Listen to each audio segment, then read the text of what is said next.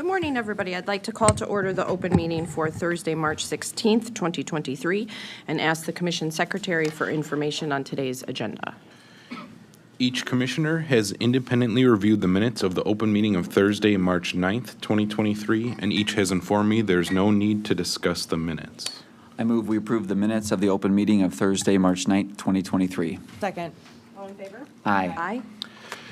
Each commissioner has independently reviewed the agenda, and each has informed me there is no need to discuss the notices associated with agenda items 2 through 4, the suggested minute associated with agenda item 6 and docket 4220 TE 112, approving Northern States Power Company Wisconsin's proposed renewable energy rider pilot program as filed, and the revised participation cap request of 200 megawatts. The Commission approved the proposed reporting requirements and directed the applicant to file a combined VRE2 and Solar Connect Community Annual Report in dockets 4220 TE 101 and 4220 TE 112. The Commission adopted the order conditions stating that the RER sets the framework under which future contracts will be reviewed by the Commission pursuant to Wisconsin Statute 196.192, and that any future RER contract will have to demonstrate benefits to the customer without causing harm to the applicant and non-applicants. The applicant's proposed waiver provision is approved as filed. The Commission also approved the suggested minute associated with agenda item 8 and docket 5BS 258, from which Commissioner Huebner is recused, and approved the proposed transaction in the application with all the conditions identified in the Commission memorandum. I move we approve the notices of investigation associated with agenda items 2 and 3. Second. All in favor? Aye. Aye. I move we approve the notice of proceeding associated with agenda item 4. Second. All in favor? Aye. Aye. And for agenda item 6, in docket 4220 TE 112, I move we approve the application of NSPW for approval of the voluntary renewable energy rider consistent with the description by the Secretary. Second. All in favor? Aye. Aye. In docket 5BS 258, I move that the Commission approve the proposed acquisition of the Koshkonong Solar Electric Generation Facility by Wisconsin Electric Power Company, Wisconsin Public Service Corporation, and Madison Gas and Electric Company, subject to all of the conditions identified in the staff memorandum. Second. All in favor? Aye. Aye. Those abstaining? That's me. Aye. Okay. All right. That brings us to agenda item 5, which is docket 5-TE-101. This docket concerns Wisconsin Electric Power Company and Wisconsin Public Service Corporation's application requesting approval to modify and extend 2 of their existing programs and add a new program. Specifically, they're seeking to modify and expand their existing Solar Now pilot program into a regular program, so it would lose its pilot status. They're also seeking to modify the dedicated renewable energy resource rider, and they are requesting permission to add the renewable pathway pilot program. In addition, Wisconsin Public Service Corporation is seeking approval to implement the Solar Now pilot program and the renewable pathway pilot program. So first, we'll look at the Solar Now program. We originally authorized this program in docket 6630-TE-102. And what it is it's a program specifically designed for commercial and industrial customers who wish to host solar PV arrays on their property. Those arrays are owned and operated by WEPCO, with all energy delivered to WEPCO's distribution system. In exchange for hosting the PV facilities, participating customers receive lease payments. These lease payments that are paid are set at the cost of new entry as determined by MISO. The cone value would be set upon signing the contract and would remain the same throughout the term of the contract. The actual amount paid to customers would be the cone price times the size of the hosted array times the MISO accredited capacity for those solar PV resources. As part of the calculation, The solar PV system would receive a capacity accreditation for 50% of its nameplate capacity in the first year, and after that, the capacity will be set based on the performance of that array on a rolling 3-year average. So we spent a fair amount of time talking about the accredited capacity value and the changes that are being proposed and discussed within the MISO market. And so this will obviously affect the lease payment because it's going to impact that last multiplier related to the 50%. So at present, the applicant states that the Solar Now pilot is nearly fully subscribed and that it has approximately 20 customers on a waiting list. So they are seeking to improve or increase the participation cap from 35 megawatts to 60 megawatts. There was a little bit of back and forth in terms of data that was provided. We requested to do a comparison of what additional energy efficiency would look like. And after some initial pushback, we did get the information that we requested. And so the way that this works is the customer itself, again, it's only commercial and industrial customers. And they don't necessarily get the energy because the energy is being delivered to the distribution system. And I think that when we look at programs,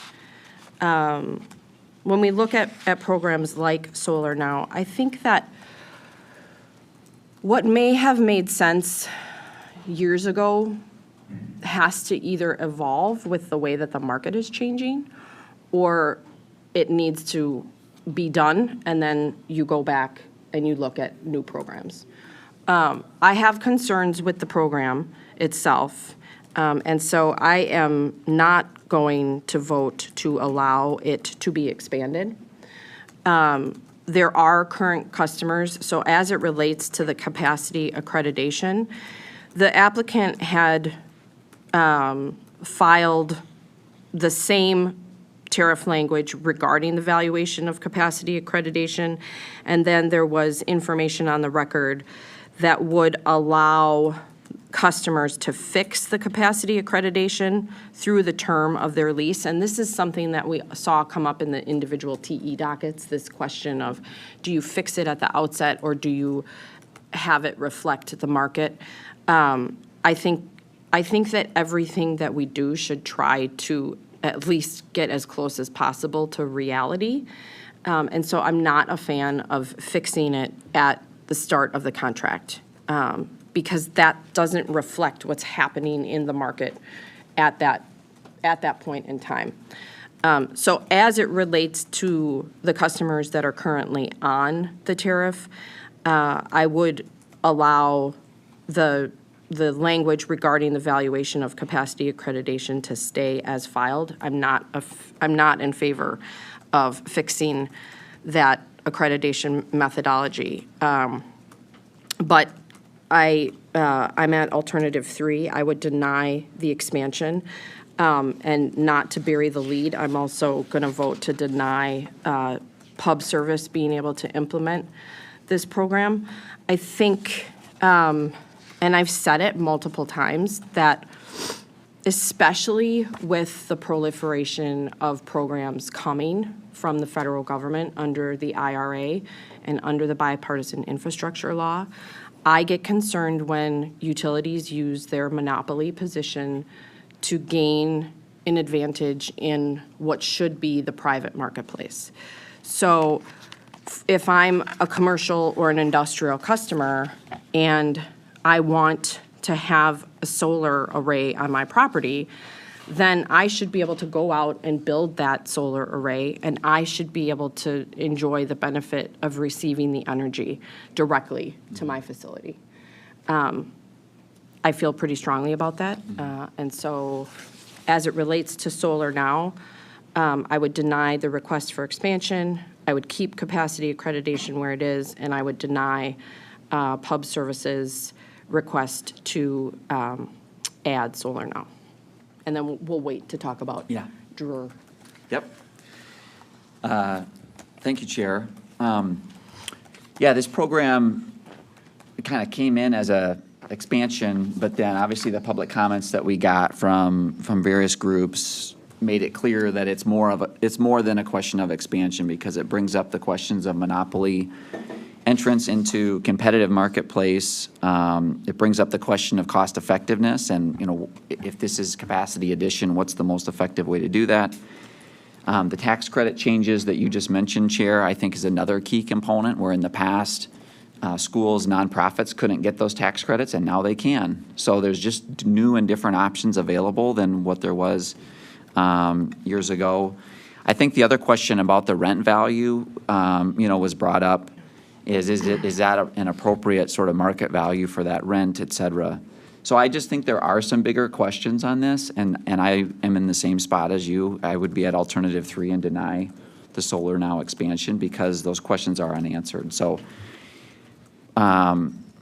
with that said, I think that, you know, perhaps working with the groups that made these comments, Cub, Renew, Vote Solar, there's maybe others, there might be parts of the solar marketplace that really are hard to reach, and even with tax credits, even with new things, capped landfills was one example that was given. Maybe nobody's ever going to put solar on that landfill, but you could through sort of a restructured version of this. So that would be my suggestion on that. As far as the capacity accreditation, as I read through it and read all the comments, the question that came back to me is, why is the rent payment even connected to capacity at all? So I was actually coming in at an alternative 3, which would direct them to basically decouple their lease payments from MISO's capacity accreditation entirely. Because I just don't see that there's really needs to be a connection.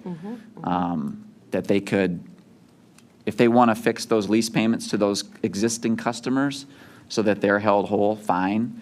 And then MISO, if it's going to change capacity, fine. And you've sort of disconnected that contingency that we're talking about here. So that would really be my suggestion, is that they just change how the lease payments are calculated. Okay. Okay. Commissioner So- Strand? So just as it relates to the accreditation methodology, I'm with Commissioner Vaughn in terms of the valuation methodology, keeping it as filed. I think, like you said, it reflects a more realistic, it captures a more realistic cost at the time, even though it can fluctuate. I think there's savings that could be captured depending on where you are in the market. With the caveat that this is my second meeting and I still have a lot to learn about these programs, I think the applicant has proven that the demand is there. So I would support expanding the program. I think we have a number of checks and balances, and I think we have a number of avenues to share our concerns and issues with them, and hope that they will continue to modify this to make it more available. But I don't think denying expansion is necessarily the right thing to do, since there is proven demand, unlike some of the other things that we're going to talk about. Okay. All right. So then for Pub Service, you're in the same spot? Yep. Okay. Sorry. And are you doing as filed? So I'm looking at page 10 on the memo. So capacity accreditation, I understand you're at alternative 1. Yep, and I approve creating the pilot for Pub Service. Okay. And would you include any modifications, or approve it as filed? As filed. Okay. Okay. Okay. Yep, I'm at alt 3 and alt 3. So again, I would have modified this language to just disconnect the lease payments from capacity if it's going to happen, and but I would also deny it for the same reasons I described before. Yep. And I'm at alt 1 and alt 3. Just 1 second.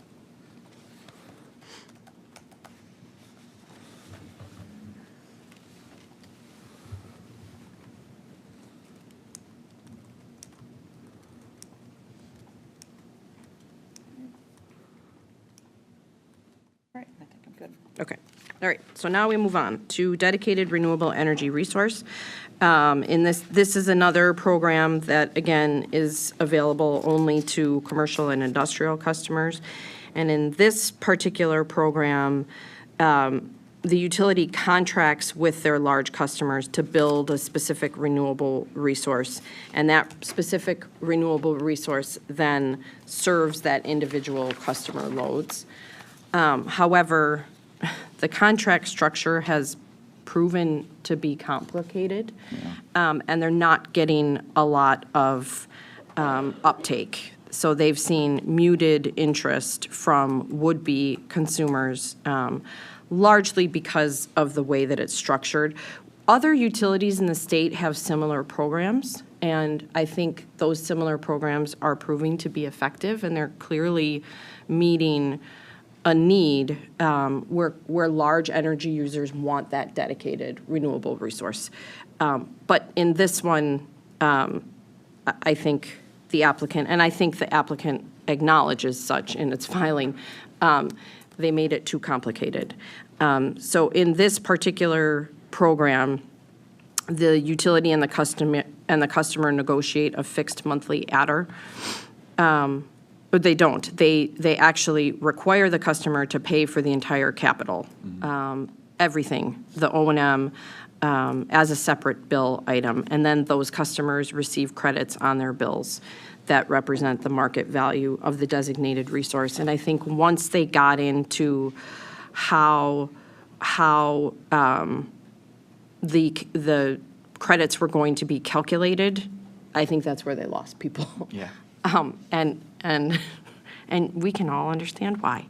And so they are seeking to reduce the program. They would like to reduce the limit of the program from 150 megawatts to the existing customer load, the existing cap of 35 megawatts. And so I was fine with them reducing it as filed, so for both. And again, the capacity accreditation methodology is at issue in this case. I'm in the same place that I was for the other program, so I'm at alternative 1 on page 14 of our memo. And then for their WEPCO reduction, I would approve the reduction as filed, so I'm at alt 1. Commissioner Huebner. Thank you. Yep, I'm in the same spot as you on this. So I would approve the reduction. It sounded like they did have some interested customers, so not closing it entirely at this point. Let's see if it can come to fruition with those customers. For this one, to me, the capacity accreditation does make sense because the way it was structured, it is really the capacity accreditation and value is worth the capacity value, not tied to anything else. So I'm going to join you at alt 1 on that because I think where we're at with MISO changes is its own huge conversation that's happening at MISO in and of itself. Because of the footnote that's on the bottom of page 14 here, footnote 8, and it lists all these customer classes, I'll mention this now that, some of the commenters mentioned the renewable energy rider as a model that is working. I think we just approved that for NSPW a few minutes ago. These two companies got an approved version of that in their settlement and rate case last year, but it's just for a few customer classes, whereas this has a much broader list. And I think the experience from MG&E is that there's many customers in that broader list that want to and have signed up for this thing too. So I would take that back. I would have the company take that back and look at their renewable energy rider and see if they shouldn't open that up to all these commercial customer classes, which importantly includes the governments that we know. City of Milwaukee obviously had comments here, are very interested in this. So that would be a suggestion on that. But as far as the decision items, I'm at alt 1 for both of these on page 14. Okay, great. Commissioner Strand. I'm in the same place as both of you. Okay. All right. So now we move on to a request for a new program, which is called the Renewable Pathway Pilot Program. And this would allow WEPCO and WPS customers to subscribe to a portion of utility-scale Wisconsin-based renewable energy. And it is similar in concept to the Renewable Connect program offered by NSP. And it would allow customers to subscribe to this Renewable Pathway Pilot Program by electing their preferred level of energy up to 100% of their annual firm energy use. Then customers would pay a net price per kWh. So the first component is the cost per kWh that represents the embedded costs associated with that renewable energy resource. And then the second component is the credit per kWh represents the average embedded production cost. And so the rates for the 1-year and 5-year subscription level will differ by utility, and that's a direct reflection of each of those utilities' embedded costs. So currently, as it's designed, this program wouldn't have any impact on either of the applicant's capacity plans, but to the extent that new customer load would increase to such a level that might change the applicant's capacity plans. So there are I had a number of questions on this one. My first question was, isn't this just a glorified green pricing program? And if memory serves, they already have a green pricing program. They have Energy for Tomorrow, and it still exists, at least for WEPCO. And like the Renewable Pathways Program, Energy for Tomorrow offers subscriptions to renewable energy generation that's paid for through a specific rate adder. I asked for information about Energy for Tomorrow in my briefing. And so staff went back and they reported just the data about the Energy for Tomorrow program. And the Energy for Tomorrow program is open to a broader range of customers, including residential customers. Energy for Tomorrow doesn't require the same type of customer service agreement. Rather, customers simply subscribe to a specific participation level at a set rate. And the final distinction is that Energy for Tomorrow is not tied to specific renewable resources like the Pathways program. So I'm in the same spot that I was for the Solar Now, and that I'm going to vote to deny this program for both utilities because of a couple of things. I think Energy for Tomorrow gets at the same customer demand, but it's open to more customers. Second, I think it's incredibly confusing, and I had to go back and reread and reread and reread. And the question that kept coming back to me was, what if a renewable facility is oversubscribed and they're counting it in multiple places? So now they have a 100-megawatt renewable facility, and they're giving 50% over here, 50% over here, and then what happens if somebody somewhere decides that they're going to give 10% over here? So now where do those attributes go? And is it impacting the utility's ability to claim it as a renewable resource? So I had more questions than I felt comfortable moving ahead with approving this. And again, I think because Energy for Tomorrow is in existence, and it's been in existence for a very long time, I didn't see how this particular program was additive. And so if they want to come back and they want to, do a better job of explaining and addressing some of the concerns that were brought up about the potential for confusion and the potential for double counting, and do the customers understand how the applicant is going to retire RECs? And I didn't feel comfortable with it. So given that, I don't even know what the alternatives are, but I'm voting to deny it for both companies. And so then the question on deferral is moot for me. Yeah. So I'm at alt 3 to deny the program. Commissioner Hebner? Thanks. Did you have a specific spot on page 19's customer notifications? It may be moot for you, too. Yeah, yeah, it's moot for me. Yep, okay. Yeah, I was right on the fence on this one, and I think, my thought was maybe we can either open it up and get more comments to the effect of the things you just raised. Yeah.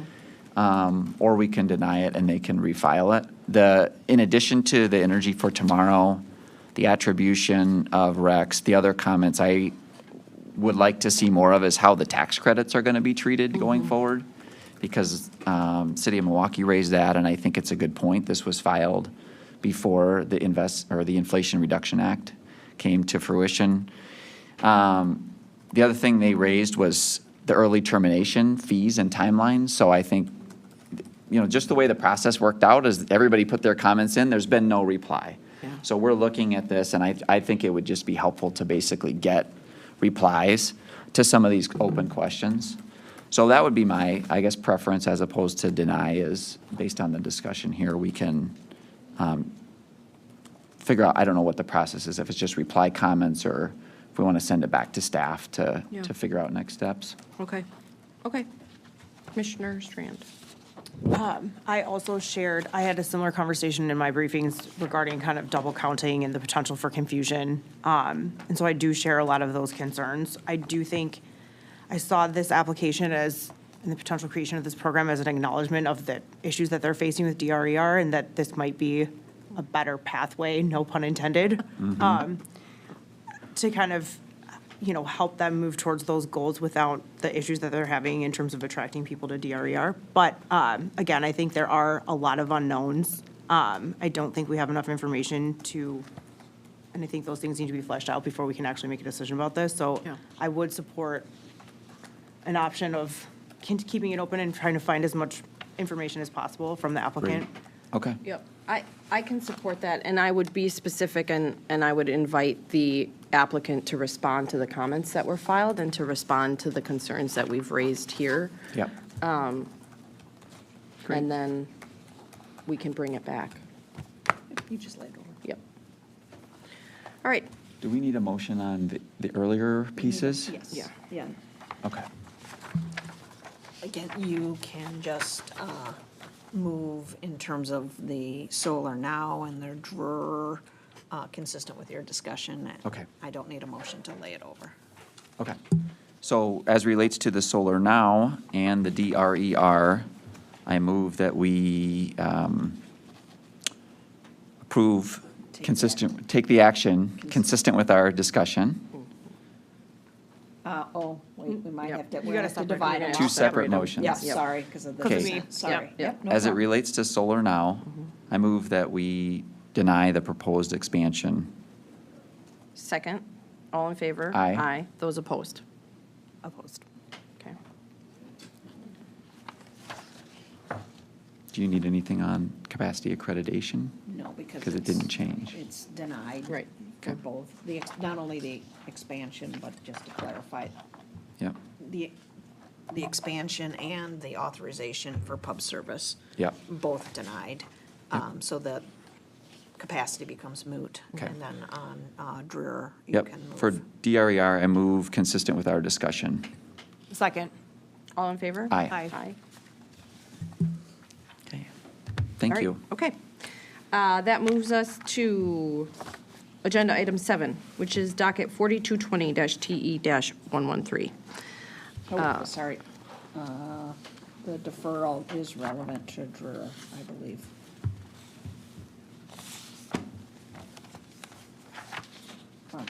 No.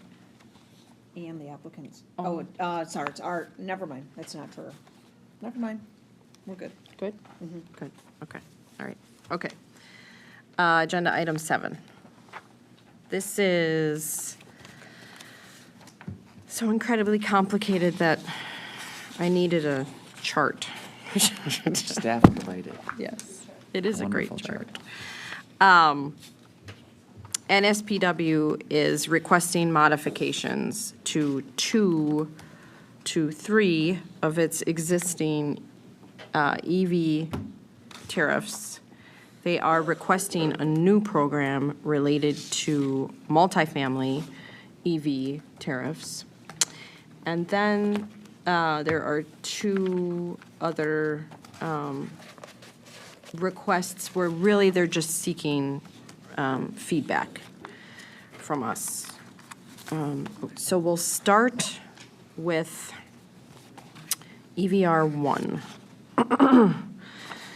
So the EVR 1 is available to RG1 and FG1 customers. The applicant owns and installs their charging equipment. The EV charging is measured by a sub-meter, and it's billed on a 3-part time of day rate. All other household consumption is billed at the normal RG1 or FG1 rate. When we originally approved this program, this is the EVR1, the Residential EV Home Service Program. When we originally approved it, there were 2 options for customers. Customers could opt for the bundled way of paying for the equipment and the installation costs, or they could prepay, which was a one-time upfront charge to the customer. In this proceeding, the applicant is proposing to close that prepay option and create a bring-your-own-charger option. And then they are seeking to add a provision that would allow them to suspend the tariff in the event of a safety recall. And there was information on the record specifically related to the Chevy Bolt and why they would need that ability to suspend the tariff. So in terms of their residential EV program and their proposed modifications, I would approve their modifications as they proposed. And then what I would do, as was laid out in our staff memo, is I would include conditions that would require the applicant to notify us of any tariff suspensions, report in subsequent rate cases how many recalls have occurred and how many customers were affected, and report back on meter accuracy standards. Now, last week, we approved MG&E's program. And in that program, we talked about the accuracy and testing standards that are being worked on at the federal level. And, this is happening to all utilities across the country as the federal guidelines are being worked out. And I would propose that we use the exact same language that we did in the MG&E case as it relates to the accuracy and testing standards. And so from our order in the MG&E case, it says the applicant shall notify the commission within 60 days of finalization of the National Institute for Standards and Technology standard and explain any differences between the final standard and the applicant's accuracy and testing standard. The applicant shall demonstrate how it will incorporate the final NIST accuracy and testing standards into the residential EV program, including updated program tariff provisions for approval. So there's this date of September 1st, 2023. I think that date stays. And then if the NIST standards come out ahead of that, then they'll notify us. Mm-hmm. So that puts me at alternative 2, and then I'm adding the NIST language that we used in MG&E. Commissioner Huebner. I'm in the same spot. I think the changes that they proposed are appropriate. I think, to me, I look at this as innovation here. The utility is innovating on electric vehicles.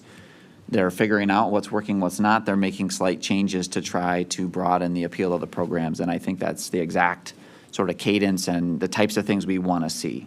it's a regulated environment, innovation can be hard to come by, but this is the way it works. You try things, you learn, you do better. So, I mean, I'm fine with these changes.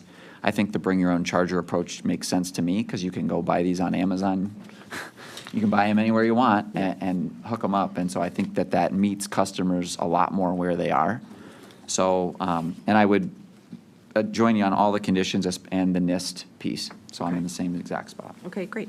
Commissioner Strand? I'm in the same spot as well. I think it makes sense to, in this situation, to true up and be consistent across programs in terms of the NIST standard, the deadline, and the conditions. I think as it relates to them reporting that information back to us, I think the more information we have, the better, especially given such a rapidly changing, emerging program and technology. So I'm where you guys are. Okay. All right, so then the next one is the Voluntary EV Charger Service Program. This is their EVR2 rate, and this is specifically available to RG2 customers. And again, very similar to the EVR1, they are proposing to close that prepay option and then add that provision in the tariff about being able to suspend in the event of a safety recall. And for this, I was in the exact same spot as I was for EVR1. Yep, I'm at alternative 2 as well, and I think that makes sense. The one comment that was raised on this from ChargePoint was, what they're seeing in other states is just kind of a make-ready rebate program as opposed to this a little bit more complicated method. And I think some of the trade-off there is related to who's paying. So the way Excel has structured it is those customers are getting a line service extension, and there's ways to do that that's going to recover the costs from those customers, whereas when you go to rebate, a question that I don't know if any of you will have comments later, but they're asking sort of about ratepayer-based incentives, and I think that's just a question we haven't fully addressed. So I think NSP's program still makes sense, and I think we've got that broader question about rebates that we need to figure out how to move forward. So I'm at alt 2 on this. Okay. I am as well. I have nothing further to add. Okay. All right. So now we move to commercial. For the commercial program, Sorry, are we on multifamily, Chair? yes. Okay. Did I? No. We're on commercial. Yeah, EDR 1 and 2 were not broken out. They were Right. broken out in the chart. Right, yep. So now we're moving to commercial, and I think Oh, that's, okay. that's the That's discussion the- about. 'cause that I that just was- had. That was Sorry, actually I was in one my step ahead. notes. I'm sorry. I was like, wow, how is that possible? Yeah, I'm sorry. I yeah, might have jumped okay. ahead, so. Okay, so this is the discussion about the make-ready programs. Specifically, ChargePoint's comments about bring them forward in the next rate case and make them available to all Right. non-residential customers. So in their commercial program, they are seeing low participation, and particularly in the revenue-based extension rules that we discussed. And so they are proposing to alter that availability criteria and the way that they calculate that revenue-based extension. And so right now, customers can choose between full service, or they can choose the EVSI only or the EVSE only. And so it's available to a certain subset of commercial customers, and they're again proposing to close the prepay option. They're proposing to expand the availability to additional categories of customers. And then they're reducing some of what I would say were operating as barriers. They had required that each site have at least 4 charging ports, and they're reducing that to 2. 2 level 2 chargers or 1 DC fast charger. And then they're removing that provision for a 50 kW minimum incremental charging load. And they are also proposing to eliminate that allowance refund provision. And so I was okay with their proposed modifications for this program, and I would again include the language that we talked about related to NIST. And then for the waivers, there was a discussion about whether or not they should be including additional language. And so for the waivers, I was at Alt 1. Now I'm losing my spot.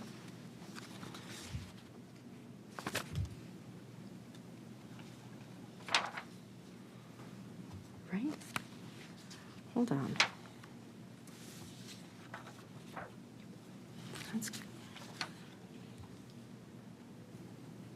right, but hold on, everybody.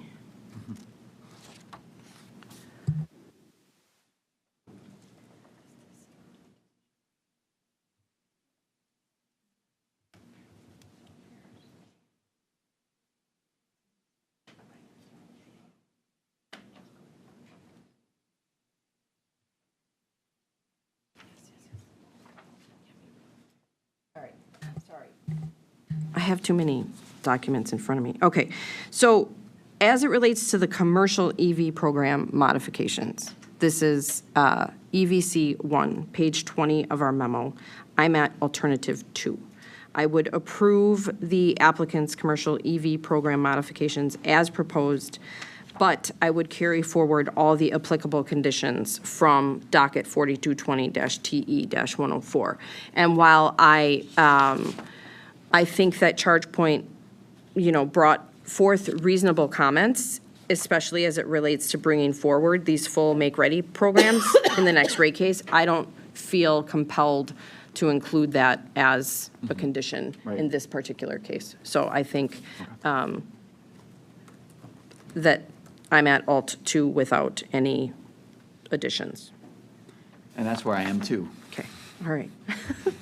Sorry. B3. Sorry for being ahead of you. I apologize. All right, okay, now we're moving on to multifamily.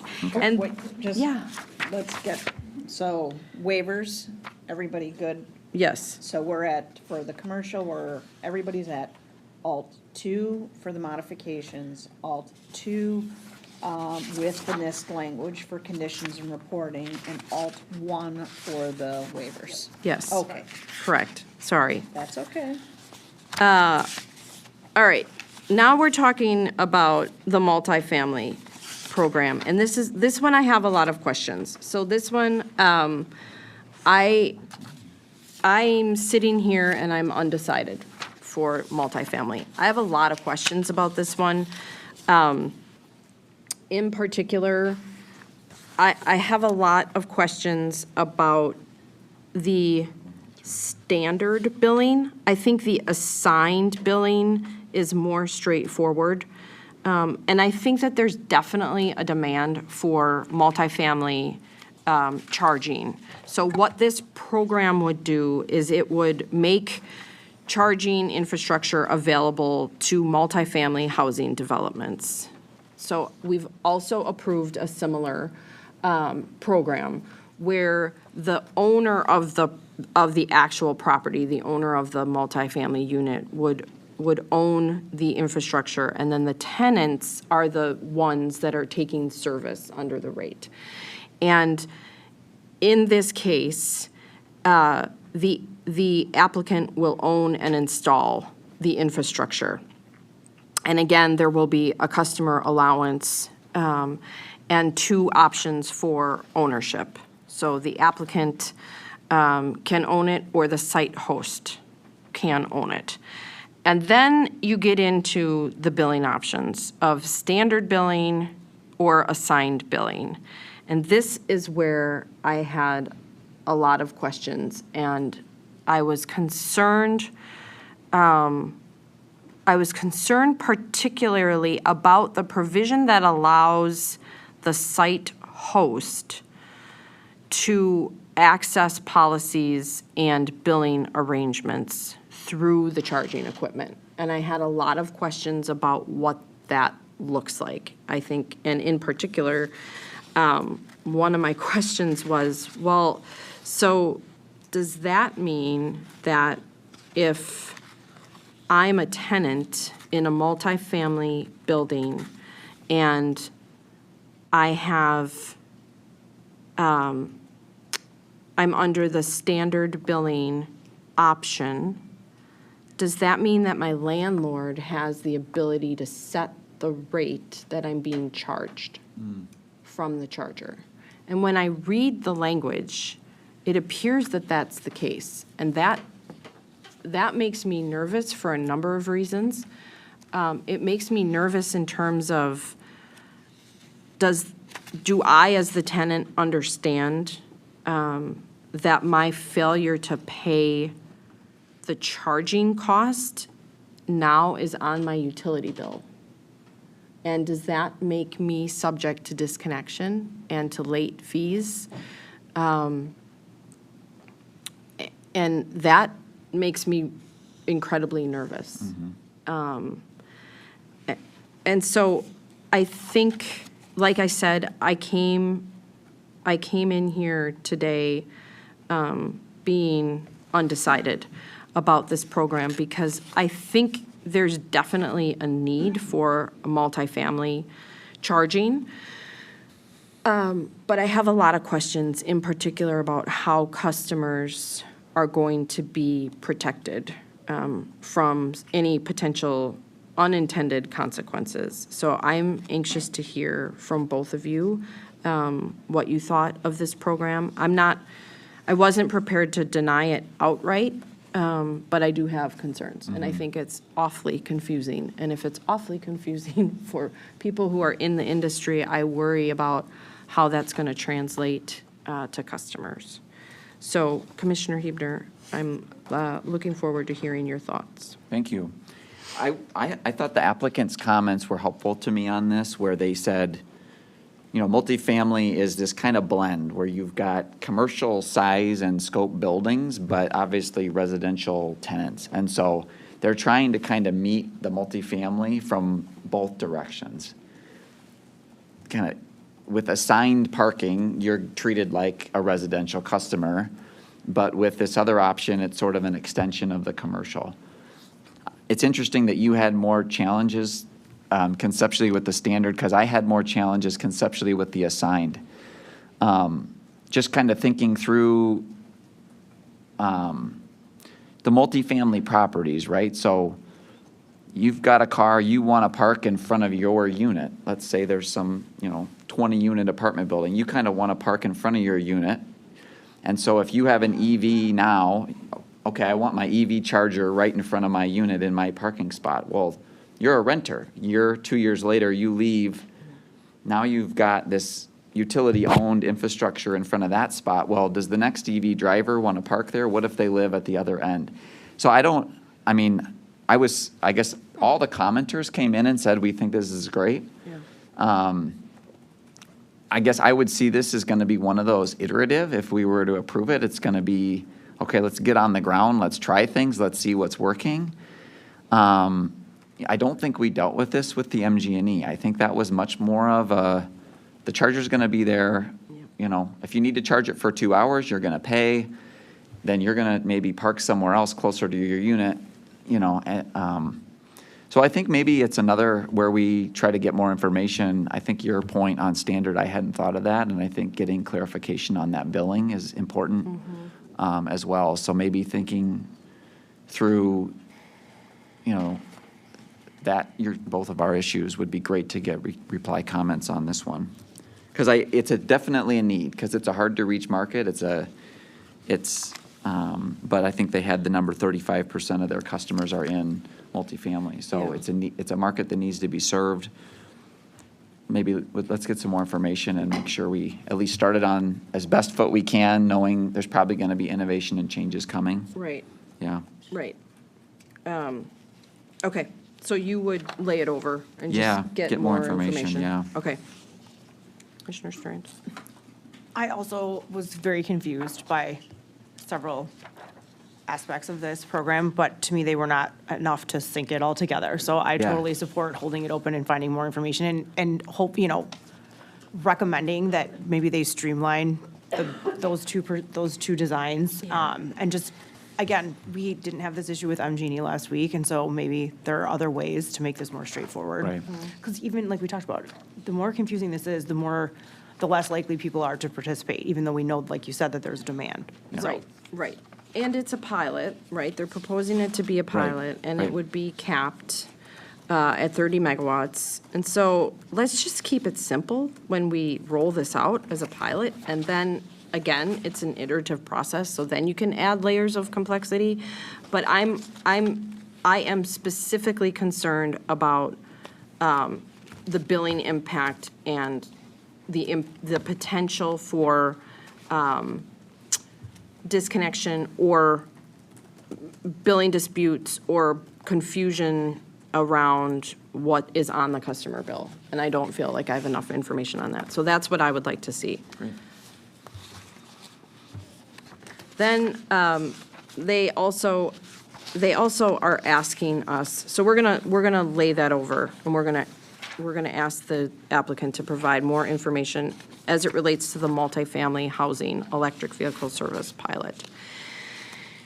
They then are seeking feedback from us on a public charging program. And just as a threshold matter, I don't feel comfortable one bit in issuing any thoughts that I would have on what they propose. I don't want an argument to be made that I have prejudged a matter.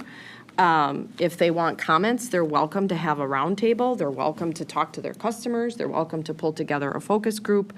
But I do not feel comfortable making a decision or a determination about a program. I'm not even going to say what I think should be in or out of it. I don't think it's an appropriate request. So that's me on that. Yeah, thank you, Chair. I was weighing what to say and what not to say, but I guess what I'll say is, I thought Cub put in thoughtful remarks, and I thought ChargePoint, obviously had strong testimony from Minnesota. So I think that previews some of the arguments that would have to be made and responded to. So to the extent that that's helpful is, read those and kind of get ahead of whatever response you would have related to that. Yeah, I'll Because we're just- going to see the same questions come in a full docket. Right, So, and I also thought it was timely that on Tuesday, the announcement came out that $700 million is now available for public charging. So I will say that, yeah. Commissioner Strand. I'm with both of you. I didn't think that this was necessarily an appropriate request, nor is it ripe right now. So I was comfortable with not taking any action on this. Okay. Can I have just one Okay. minute, please? Yeah. Thank you.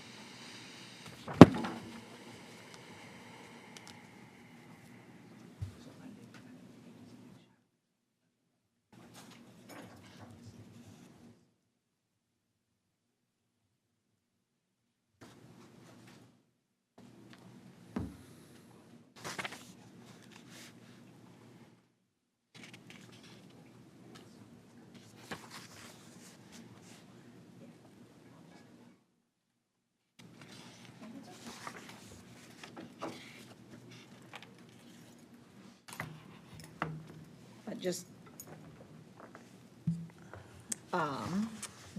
going back to the commercial EV program, when you were all at Alt 2, we didn't have a specific call out for the waivers in that alternative, but we interpreted your approval of that to include a grant of the waivers. Yes. And then because we are laying over the multifamily, we don't need to get into the waivers as it relates to the multifamily program. Correct. Right. That's all I need. Thank you. Yep. Would you like a motion? Should we make a motion on the residential and commercial changes? Sure. That would be good. Yep. Okay.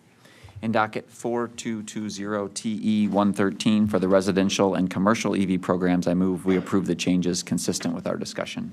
Second. All in favor? Aye. Aye. Okay, that moves us to agenda item 9, which is docket 9709-FG-2022. It's my favorite day of the year, the 2022 Energy Innovation Grant Program. Commissioner Hebner, you're going to lead us. Thank you. You finally get a break, Chair. That was a haul. Thank you for your leadership. 9709 FG 2022, it's our Energy Innovation Grant Program. This is our 4th round of awards. So we originally gave a $5 million round, then a $7 million round. Last year was a $10 million round, and this year we scoped this to be another $10 million round. We have 3 different activities for funding. We have renewable energy and energy storage. Activity 2 is energy efficiency and demand response. And activity 3 is comprehensive energy planning and feasibility studies for microgrids.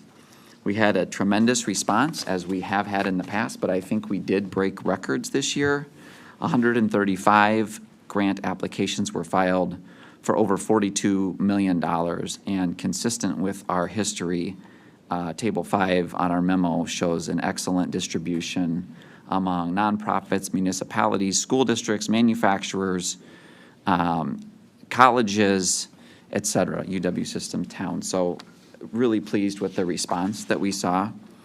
That is my introductory comments. This is a really good program, and I'm excited to see who gets funded today. Did either of you have any other introductory remarks? No? I think, I'll just say one thing.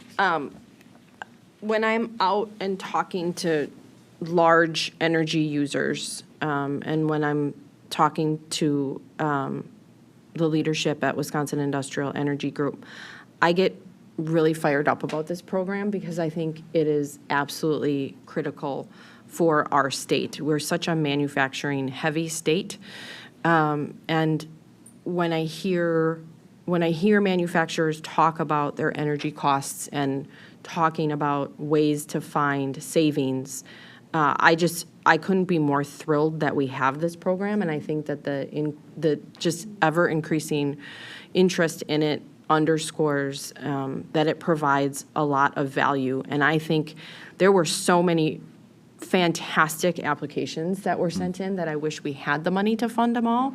But I think that the innovation that came through in the applications speaks volumes about our industrial energy users and to our schools and our municipalities. And so I think it's going to be really important for us here at the commission to continue, and our state energy office does a fantastic job, but it's going to continue to be incumbent upon us to be doing a lot of outreach with these groups, with this MUSH market, Yep.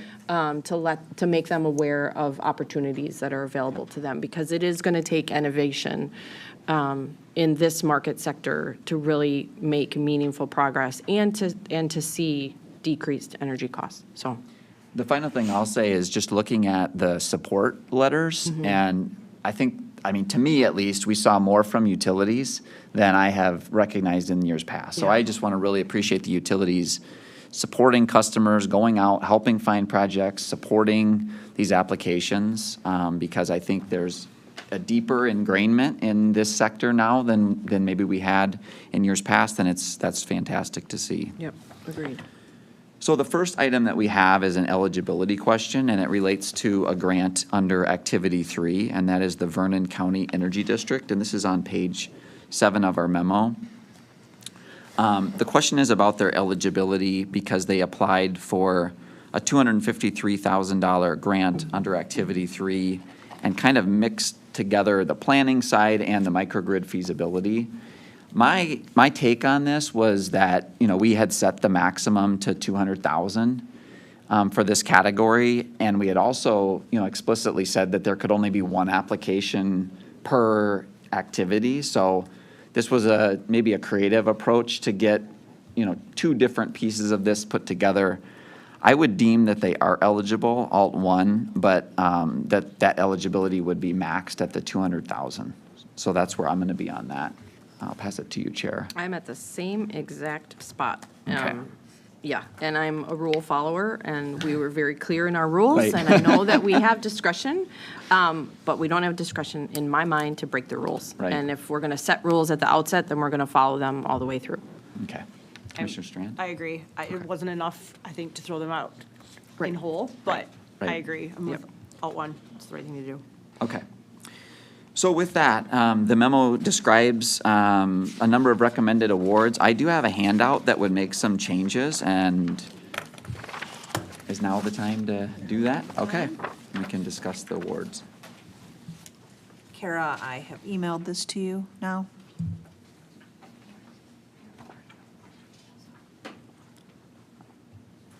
Could I get a copy too, Cindy, or, I don't know how many extra you have. Thank you.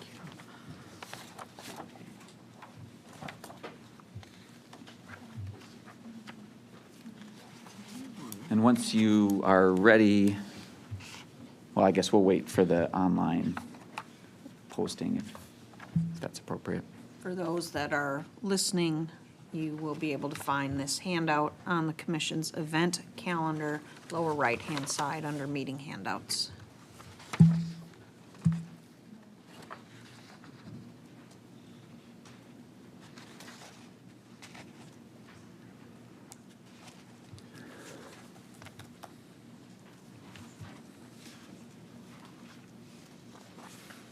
And let me know when you're ready. I'll kind of walk through my thinking on this whenever you're ready. And Okay. I'm ready. Ready? okay, so 3 pages. The first piece that shows up in both Activity 1 and Activity 2 is we've had challenges with partial awards in the past, and the 2 kind of last in on both Activity 1 and 2 were really small percentages of what they had asked. So in this particular one, Activity 1, the final grant in had requested $373,000, but we only had $43,000 left in that activity. So I was just proposing that we grab that and kind of put it in the kitty.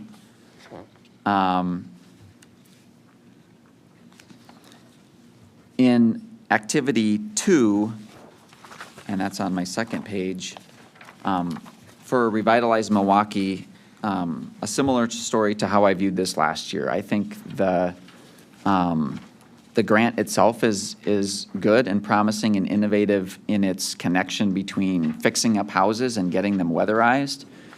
Last year, they asked for $1 million, and we reduced it by half just to kind of get them started and make sure that that was a prudent amount of money. So far, they're about 10 to 15% through that initial grant, and so I thought it was prudent to once again reduce that number, just to make sure that that they're able to accomplish that first grant and then follow on with the second grant. And in total, over 2 years, they would have been funded, at $1 million. The next one that I would remove for request would be the Tanglewood Kenosha, which again is, they would only get like 16% of that grant. That grant is also recommended already, or that exact property is recommended in the first activity to get fully funded. It's merit order number 9 in Activity 1 would get a $430,000 grant. So just trying to make sure they can manage a grant of that size and get the project done. And then again, this would be a pretty small amount. And so that frees up some money. And then the 4 that I would really focus on funding under Activity 2 are listed there. And so Waukesha Foundry, All-American Foods Group, Lakeside Foods, and Oshkosh Defense. All of those I thought had really strong energy savings and really strong match proposals that I thought fit the merits of the program and the goals of the whole state energy program to reduce energy. So then looking at Activity 3, that on my page 3, it reflects that reduction from the Vernon County down by the amount to max them out at the $200,000. That would leave 53,282 in that bucket. And then basically I used Activity 3 to just fill us up as close to the full 10 million as I could, because those grants were appropriately sized. And so what that would enable us to do is fully fund, the final one that was recommended was City of Altoona, so we would fill up that to its full funding. The next one on the merit list is the Oregon School District, which I thought was an innovative one because they're really gonna look at how their battery can reduce demand charges, which could be really applicable across, commercial customers, so I like that. The next one on the planning list was City of Sun Prairie. I'm totally fine with funding that one. I just noted that they were also a recipient under Activity 1. So my thinking was maybe skip that one and spread out the dollars to more recipients and more projects. And that brought me to the very next one on the list, which was Aurora Healthcare. So it'd basically be going in merit order on Activity 3 with the exception of not giving a second grant to Sun Prairie, but instead funding Aurora. I thought their proposal, which was focused on their 3 highest using hospital and clinic sites, a lot of these are meritorious, many more than we can fund, but I thought that one in particular looked promising in that they are pretty committed to reducing energy use, and this seemed like a kickstart that could really have some results. So that's my thinking, and happy to pass it to you, Chair. We can certainly take a break, but if you had any other specific applications that you thought were meritorious or didn't want to fund, then we can get them all down on paper and then take a break, maybe. Okay, so the one question I have, I think that I was in a similar spot as it relates to Revitalize Milwaukee, based Okay. on what we did last time. So I would agree with that. I would reduce it by half. I also I was in the same spot for Vernon. I would provide them with a grant of the maximum of $200,000. And then I had planned to do what you did and use Activity 3 to plug the holes. But I am interested in understanding your thinking behind Activity 1 with WHPC. Is your position that, they are seeking $373,000? It's a $408,000 project, and giving them an award of $43,000 doesn't really get them anywhere. Right, and I know it's 2 completely different buildings, but the grant that we would fully fund is also WHPC. So under Activity 1, number 9 is a WHPC facility that we have funds to fully fund. So then you go to number 10 and you give them only 11% of it. Okay. Is that really worth it? It seemed like they could get that innovation and learn from the fully funded one. And maybe the second one was really not going to be enough to make that project go anyway. Okay. I do like the projects that you pulled in. Just plug the hole under Activity 2. Okay. So I'm okay with that. And then the only other remaining would be that Activity 3, sort of skipping over Sun Prairie. I think what you have laid out is reasonable, and it's not to say that, and I think this is important to say, it's not to say that these projects aren't meritorious. They are meritorious, but this is a perfect example of where we can look at the list that's been compiled, but we're not bound by that list, and we have the ability to talk about why we want to make changes. I think, in particular, it hadn't occurred to me, looking at the level of the award versus the project total. So I think, Yeah. I think that that's a very good change, and I would accept that. So I would accept everything that you have on your handout. I don't have any concerns. Okay. Yeah. Commissioner Strand. First, I want to thank the staff. This is even though it's the fourth round, this is my first exposure to this program. And I think, like Commissioner Huebner mentioned earlier, the geographic distribution is impressive. Obviously, the interest in the program and the staff's ability to go out and make people aware of these grants is important. And then the criteria and the process that was explained to me, and the qualitative and the quantitative aspects of this that are being taken into consideration. So thank you to the staff. I know this was a lot of information to compile and then to judge. And then also to Commissioner Huebner for your very thoughtful review of that and kind of your creative shifting of things to make sure that we're kind of getting the most benefit to the applicants through this program. But I support the modifications that you made. So thank you very much. Okay, Yeah. Great job. thanks. I'm just going to give Olivia a second to make sure that all numbers are good. Okay, double thumbs up. That's good. That's really good. It's like batting 1,000. Do we have anything else on this docket? Okay. No?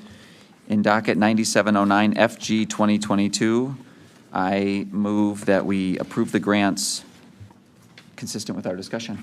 Second. All in favor? Aye. Aye. Aye. Okay, that concludes our official business for today. Our next open meeting is scheduled for Thursday, March 23rd at 10:30 a.m. I move we stand adjourned till Thursday, March 23rd, 2023. Second. All in favor? Aye. Aye. Let's hope all your favorite teams are still in the tournament.